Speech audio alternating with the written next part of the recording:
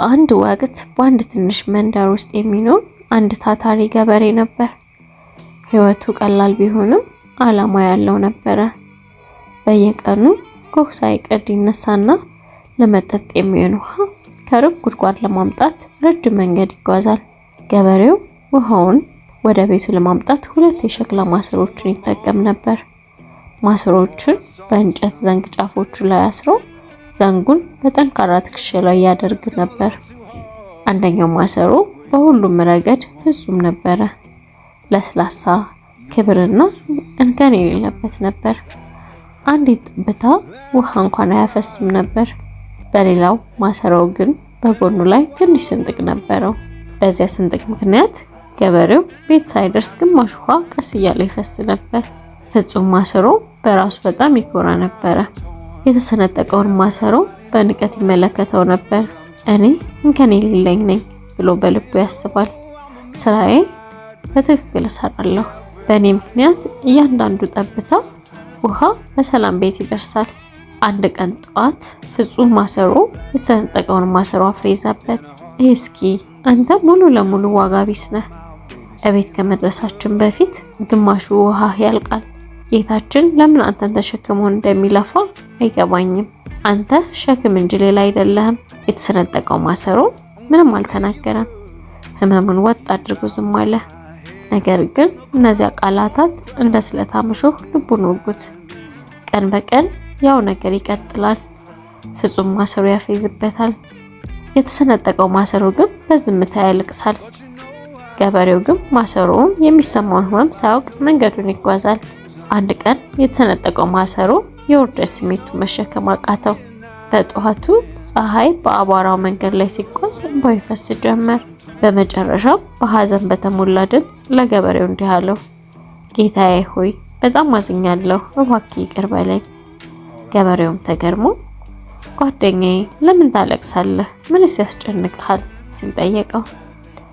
ማሰሮውም በፍርሃት ተውጦ ጌታዬ እኔ ዋጋ ቢስ ስለሆንኩ ነው፣ ጎኔ ላይ ስንጥቅ አለኝ አለው። ለማምጣት በምትለፉበት ውሃ በየቀኑ ግማሹን አፈስብሃለሁ። ማለህ ትነሳለህ፣ ረጅም መንገድ ትጓዛለህ፣ ከባድ ሸክም ትሸከማለህ። ነገር ግን በእኔ ምክንያት ጥረትህ በከንቱ ይባክናል። አንተ ግን አትቆጣኝም ወይም አትጥለኝም። እኔ ላንተ ሸክም ነኝ፣ ይቅር በለኝ። ገበሬው ዝም አለ። ካዳመጠ በኋላ ፈገግ ብሎ እንዲህ አለው፣ ይሄ ነው እንደ የሚያሳዝንህ? አትጨነቅ፣ ነገ አንድ ነገር አሳያለሁ። ከዛ በኋላ ዋጋ ቢስ እንዳልሆንክ ይሰማሃል፣ ቃል እገባልሃለሁ። በማግስቱም ገበሬው እንደተለመደው ሁለቱም ማሰሮች ተሸክሞ ወደ ጉድጓዱ ሄደ። በመመለሻው መንገድ ላይ ገበሬው ዛሬ የመንገዱን ዳርቻ በትኩረት እንድትመለከቱ ፈልጋለሁ አላቸው። የተሰነጠቀው ማሰሮ ተገረመ። በመንገዱ ዳር በሚያምር ሁኔታ የሚያብቡ አበቦች ነበሩ። ማሰሮ እንዴት ያምራሉ በማለት ተደነቀ።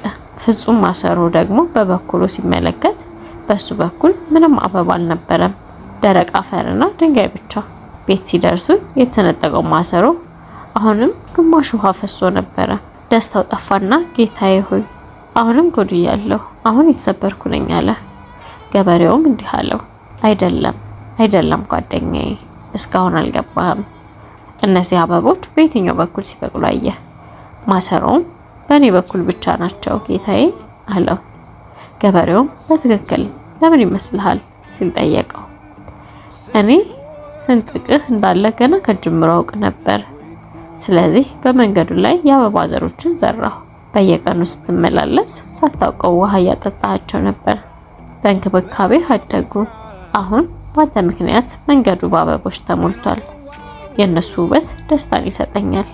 ይህ ሁሉ ውበትና ደስታ የተገኘው ባንተ በስንጥቅ ምክንያት ነው።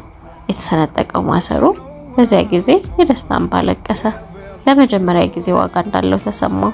በዚህ ዓለም ፍጹም የሆነ ሰው የለም። ሁላችንም የራሳችን ጥንካሬና ድክመት አለብን። እኛ ድክመት ወይም ስንጥቅ ለሌሎች ውበትና ጥቅም ሊሆን እንደሚችል ማወቅ አለብን።